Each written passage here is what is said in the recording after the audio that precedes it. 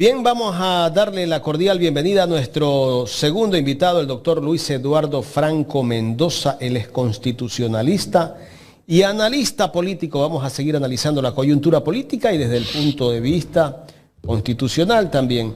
Doctor, buenos días, gracias por acompañarnos aquí en Ecuador en directo. Bienvenido. Buenos días, Jaime, muchas gracias por la invitación. Es muy esclarecedor la mañana de hoy en el Ecuador poder hablar de estos temas y de las tropelías de este gobierno insensato e inhumano que hoy nos rige. Doctor, quiero empezar con lo último que hablamos con el economista Andrés Arauz cuando tocó el tema Jorge Glass. Que de verdad yo no sabía las condiciones que se encuentra Jorge Glass y que la vida de él está corriendo peligro. Ojalá podamos verlo antes de fin de año en libertad. Ojalá que salga y que salga bien. El gobierno, el presidente de la República, lo hemos escuchado en varias ocasiones decir que uno de sus logros del gobierno es tenerlo preso a Jorge Glass. ¿Qué nos está indicando con eso? Sí, yo quiero primeramente mencionar el informe del Comité contra la Tortura. Existen dos informes. Un primer informe sobre la situación de las cárceles en el Ecuador, que retrata las condiciones inhumanas de hacinamiento, de conculcación de los derechos humanos, de tortura que viven actualmente los reos en las cárceles en el Ecuador, y el informe particularmente de la situación de precariedad que tiene el ex vicepresidente Jorge Glass. Es decir que no es un organismo de Naciones Unidas experto en temas de control carcelario quien ha determinado las constantes violaciones, ya sea por acción o por omisión del Estado ecuatoriano.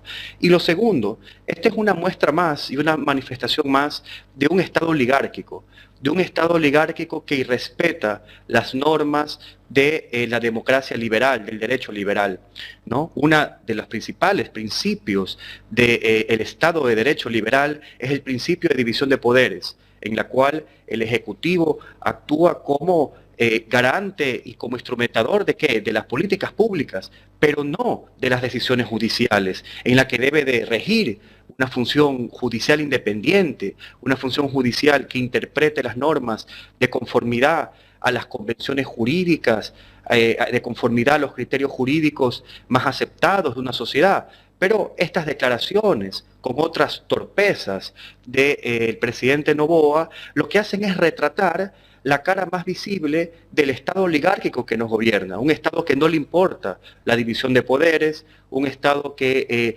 en aras de supuestamente manejar y tratar de utilizar el caso Glass como un trofeo político frente a la rancia derecha y a los medios de comunicación hegemónicos, atropella cualquier tipo de principio propio del Estado liberal, ¿no? Entonces, por tanto, esa es mi hipótesis de la mañana de hoy. Él está diciendo que tiene injerencia en la justicia cuando habla que es uno de sus logros dentro de su gobierno.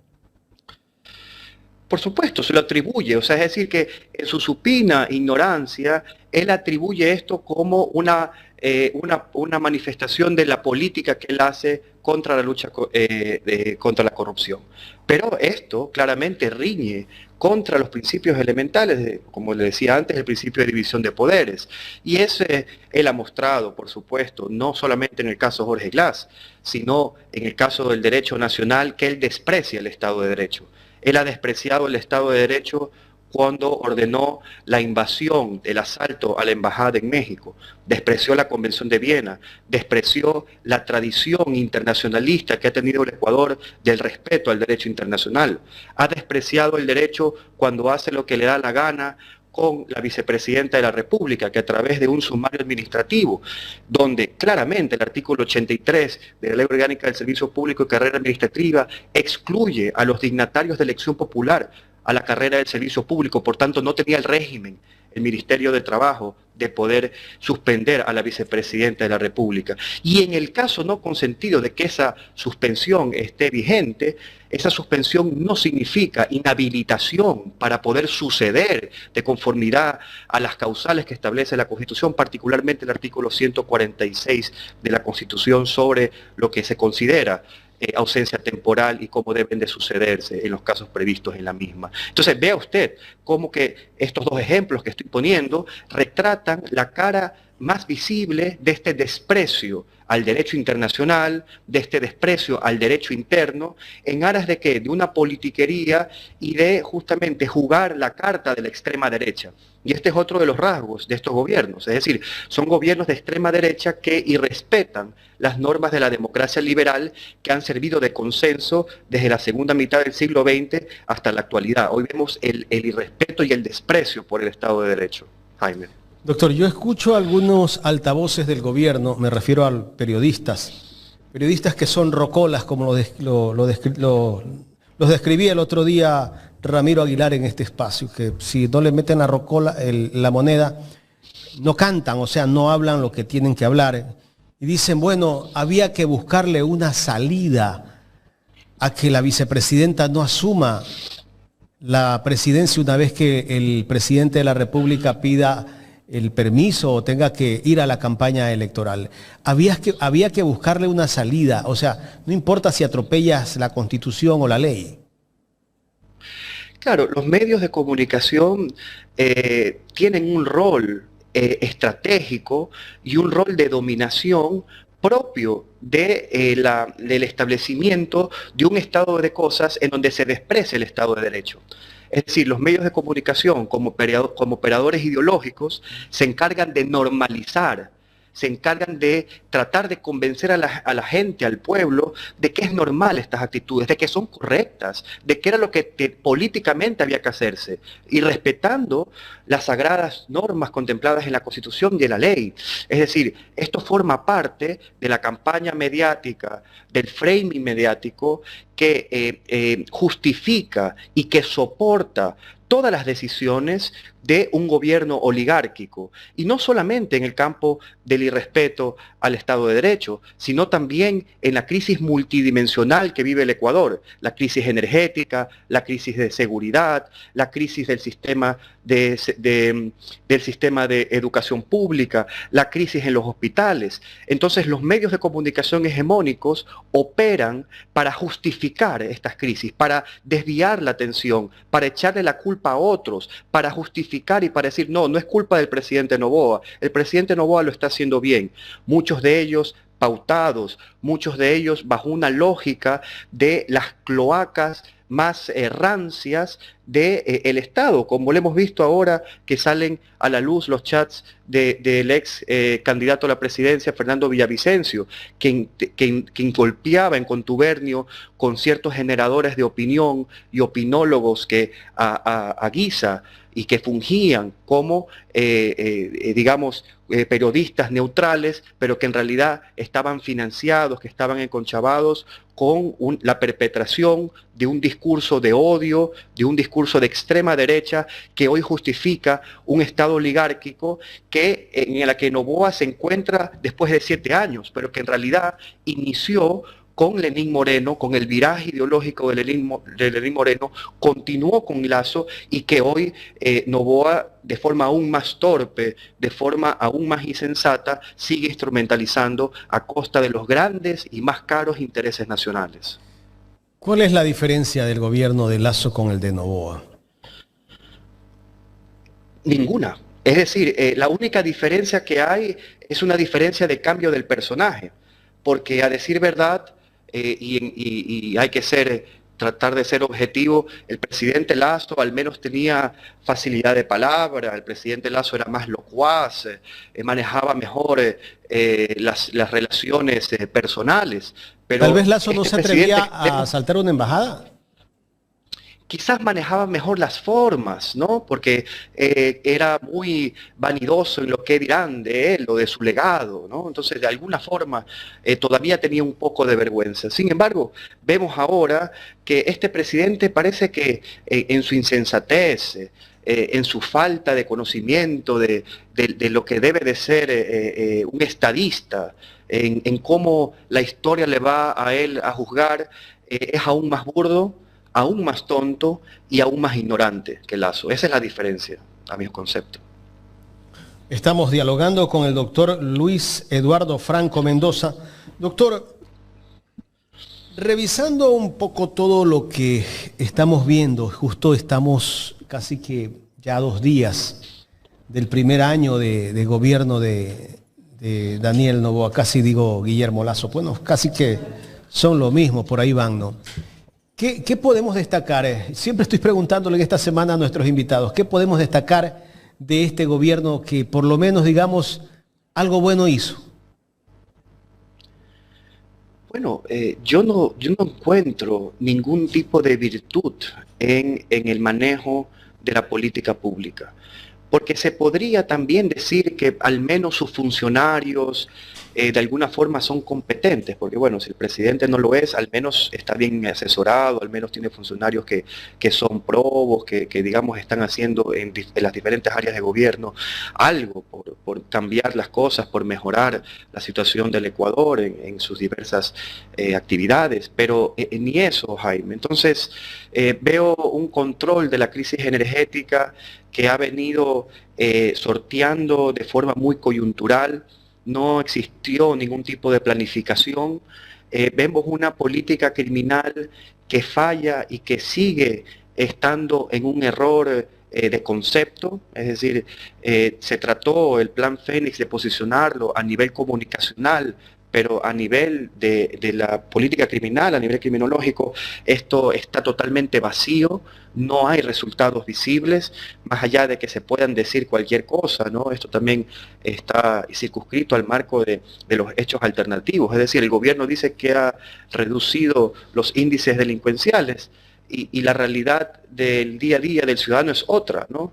Es decir, lo que es un simple juego de comunicación, de posicionamiento de una realidad que quieren distorsionarla, pero que en realidad no lo logran hacer. Por eso hoy el presidente Noboa está en caída libre en su popularidad, y eso lo hace aún más peligroso, porque tenemos un presidente desesperado, un presidente que quiere tirar el tablero porque se encuentra en una situación política difícil a nivel y de cara a la siguiente ley electoral. Esto lo convierte en un personaje aún más peligroso para el Estado de Derecho, aún más peligroso para conseguir los grandes objetivos nacionales. El Ecuador es carente actualmente de una política energética que trate de manejar y de menguar los resultados de la sequía que tiene actualmente el país, la región. El Ecuador en estos momentos se encuentra en un estado casi de destrucción de todo lo público, de la educación pública, de la salud pública, la falta de inversión, la falta de una política de corte neokeynesiana que incentive la economía a través de la inversión pública. No hay voluntad política para hacer esto en los gobiernos de corte oligárquicos. Por tanto, por eso nosotros decimos vulgarmente, Moreno, Lasso y Noboa son lo mismo. ¿Por qué? Porque es la misma política. Esto no es más que neoliberalismo, reducción de lo público, destrucción de lo público, privatización absoluta, y es un gobierno oligárquico que opera en beneficio de una pequeña élite oligárquica para sus propios intereses. En el caso de Lasso, del sistema financiero y de los grandes banqueros del Ecuador, y en el caso de Noboa, particularmente para todas sus holdings y sus empresas bananeras, ¿no? ¿Y cómo se puede entender que el gobierno trata de privatizar las instituciones públicas, pero en el caso del Internet quiere estatizarlo? ¿Cómo entender esto? Claro, porque el presidente Noboa lo ha dicho. ¿Por Él ha bronca? dicho que, claro, él ha dicho que hay que temerle, que él, en otras palabras, le ha dicho que eres un buen odiador, ¿no? Entonces, la candidatura de Topic le significó a él, ante la caída de su popularidad, una amenaza. Por eso el Consejo Nacional Electoral decide inhabilitar al candidato Topic sobre la base de aparentemente tener contratos con el Estado al momento de la candidatura, cuando fue un candidato que recién hace un año terció para la presidencia de la República y no hubo ninguna inhabilitación, es decir, al menos que en este año haya contratado por el Estado, o sea que es algo que definitivamente riñe un tanto con la práctica, ¿no? O sea, se ve una injerencia también política en las instituciones oligárquicas, porque una de las caras de las instituciones oligárquicas es el Ejecutivo, pero también son los tribunales electorales quienes operan en garantía de los intereses del Ejecutivo. Por eso inhabilitan al candidato Topic, y no solo eso, sino que también lo persigue, ¿no? Extinguiéndole el título habilitante del cable submarino a la empresa Cable Andino, cuyo principal accionista es Telconet, que es la empresa de la familia Topic. Entonces, vemos aquí que hay una política de odio, de represión, y este es el inicio, porque tengo entendido de que el Arcotel ha enviado a la Fiscalía General del Estado y a la Contraloría para que investiguen si es que hay casos en el caso de algún error administrativo por parte de la Contraloría y en el caso de que exista algún tipo de infracción de orden penal en el caso de la Fiscalía. O sea que es recién el inicio de la persecución que se le va a hacer a la familia Topic, ¿no? Doctor Franco, buenos días. Carla Aro le saluda. ¿Vivimos en un Estado de Derecho en estos momentos? ¿O cómo podríamos denominar al Estado ecuatoriano con todas estas arbitrariedades? Buenos días. Bueno, en mi concepto es un Estado oligárquico. Es un Estado que opera en función de los intereses de un grupo oligárquico, que en este caso es el Grupo Noboa, ¿no? Entonces, toda decisión que vaya en contra de los intereses del Grupo Noboa tiene que ser rechazada, tiene que ser tirada, tiene que ser eliminada, tiene que ser perseguida. Esa es la definición más clara que hay. Entonces, en este contexto, el derecho, ¿no? El derecho objetivo, la división de poderes, el respeto a los derechos humanos, el respeto a las garantías básicas, el respeto a los derechos sociales, el respeto a los derechos de naturaleza, etcétera, largo, etcétera, todo esto queda a un lado, todo esto puede esperar, todo esto puede ser rechazado, desechado, porque no forma parte de la política de gobierno. Pero si Lo que vivimos forma parte de la política de gobierno. Pero si vivimos en un Estado oligárquico, ¿cómo podemos nosotros estar seguros de que vamos a tener, por ejemplo, un proceso electoral democrático, ¿no? Porque efectivamente, como usted expresaba, recién empieza, ¿no? Y eso tomando en consideración el caso del señor Topic, pero igual tenemos una contienda electoral y tenemos un tribunal electoral que aparentemente parece que está viciado y captado también por ese gobierno oligarca. A nivel político, totalmente. Pero no solo eso, fíjese usted las declaraciones del secretario de la Organización de Estados Americanos, Almagro, al cual no se lo puede tildar de comunista. Almagro publicó en un tuit que la inhabilitación del candidato Topic suponía una violación al proceso electoral que va a celebrar el Ecuador. O sea que ya desde el inicio es un proceso electoral viciado, porque una de las alternativas al proceso electoral ha sido ilegítimamente inhabilitado, ¿no? Entonces ahí vemos, no lo digo yo, digamos, no lo dice la izquierda ecuatoriana, lo dice el secretario de la Organización de Estados Americanos. Entonces, aparentemente en las formas podemos celebrar elecciones, podemos votar, el pueblo ecuatoriano podrá manifestarse en febrero del siguiente año, pero el proceso es un proceso que se circunscribe en una lógica oligárquica, en la cual, por ejemplo, los jueces del Tribunal Contencioso Electoral han realizado acciones para justamente seguir perpetuando a este gobierno de cara a la siguiente elección. Y no solamente con la decisión de inhabilitación de la candidatura de Topic, sino también con otras arbitrariedades, por ejemplo, la suspensión y la destitución de los consejeros de la Liga Azul,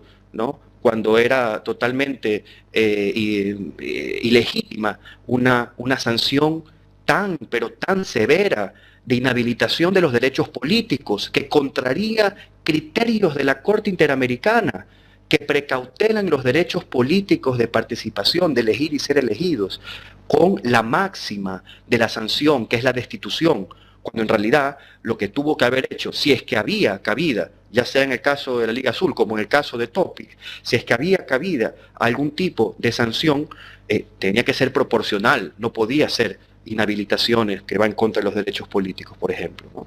Y todo esto se ve reflejado en el campo internacional también de una u otra forma. ¿Usted cree que esa visión a nivel internacional que tiene el Ecuador con todos estos casos, ¿no?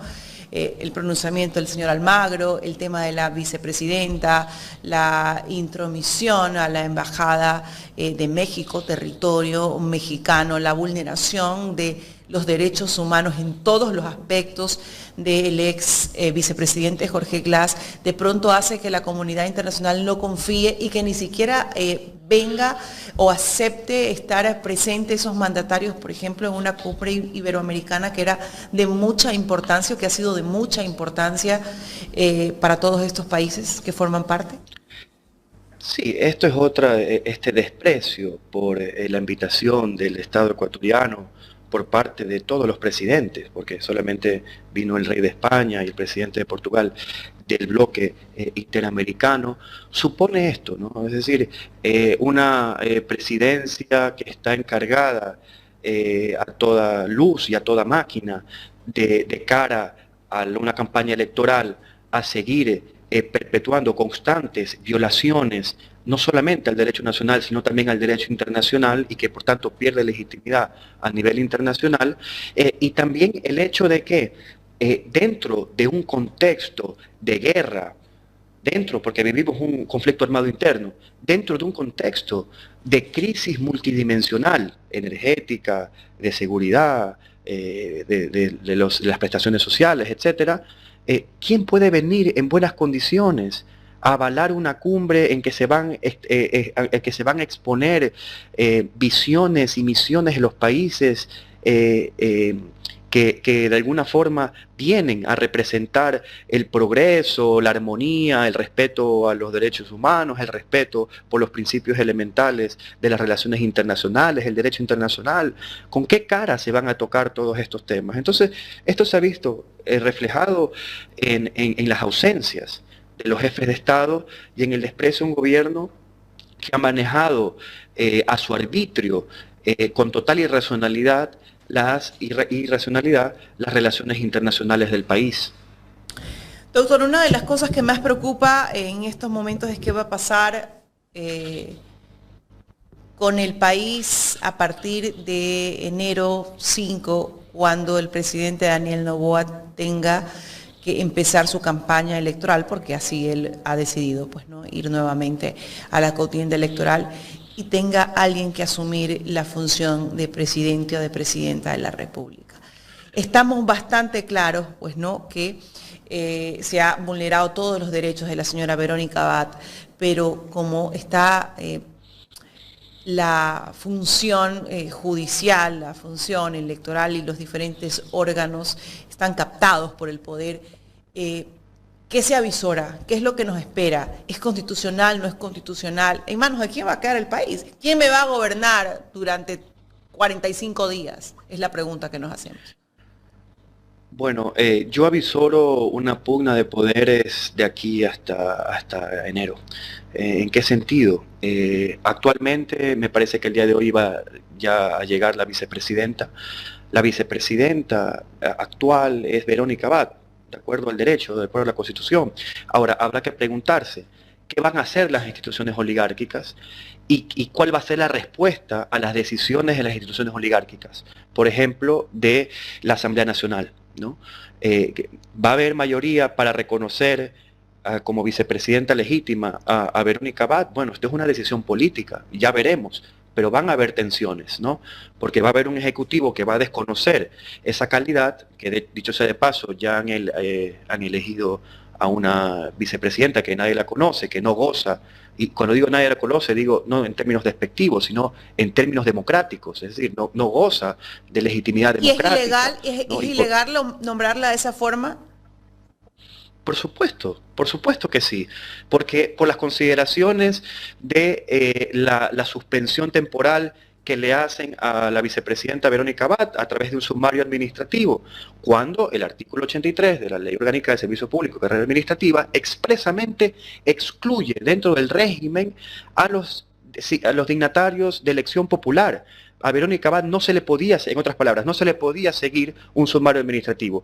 Pero en el supuesto de que opere y que sea legítimo ese sumario administrativo, la suspensión es del sumario administrativo, pero la suspensión no acarrea la inhabilitación de los derechos políticos. Por tanto, ya podía suceder y se le puede delegar la presidencia de la República de conformidad con las normas constitucionales. O sea que esto los juristas lo han dicho en redes sociales al unísono, no hay ningún tipo de discusión al respecto, contraria a lo que estoy diciendo, ¿no? Y con respecto al el cambio de autoridades que tiene que haber en el CNE, ¿cuál es su apreciación? ¿No? Parece que ahí hay bueno, una contradicción, hay un pronunciamiento de la Procuraduría también, que es el que en este caso pues los miembros actuales están tomando en consideración, y ya en estos momentos vemos una disputa, hasta hay afuera del CNE en Quito algún tipo de manifestación, ¿no? Por esto, ¿qué se debería hacer en torno a la ley? ¿Qué es lo que corresponde? Bueno, el Consejo Nacional Electoral actualmente, como sabía que por ley finalizaban sus atribuciones, realizó la consulta. ¿Consulta de qué? De algo que la ley dice que tienen que hacer. Bueno, realizó la consulta a la Procuraduría, justamente para que la Procuraduría le responda en sentido de la expansión del término de sus atribuciones. Esta es otra muestra más, ¿no?, de desprecio al Estado de Derecho. Es otra muestra más de cómo responden las autoridades de control, en este caso la Procuraduría, a la consecución y al sostenimiento del Estado oligárquico que había yo retratado en esta entrevista, ¿no? O sea que, ¿qué tipo de independencia, qué tipo de ultraje también podemos nosotros dimensionar por parte de esta opinión de la Procuraduría? Y por supuesto, deja en stand-by a los suplentes que legalmente tienen que titularizarse, ¿no?, y que tienen que llevar la ley electoral de febrero de 2025, pero que, ya, una vez más, el Estado oligárquico les impide utilizar el derecho, y a través de un subterfugio jurídico, de una aberración jurídica, de una consulta a la Procuraduría, esta dice lo que la ley, se bypassea lo que dice la ley, va contra la ley, y dice que los funcionarios actuales pueden prorrogarse. O sea que es otra manifestación más del Estado oligárquico, ¿no? Doctor, queremos agradecerle por su tiempo esta mañana para conversar con nosotros aquí en Ecuador en Directo. Yo les quiero agradecer por la invitación, y agradezco a este canal por la prestancia que tienen de seguir entrevistando a personajes que tienen un pensamiento crítico y que de alguna forma tratan de mostrar a la ciudadanía de que otro Ecuador es posible, de que nosotros podemos tener instituciones populares que respondan a los grandes intereses nacionales y no a un grupo de oligarcas. Muchas gracias. Gracias al doctor Luis Eduardo Franco Mendoza conversando con nosotros en Ecuador en Directo. Gracias a toda la audiencia también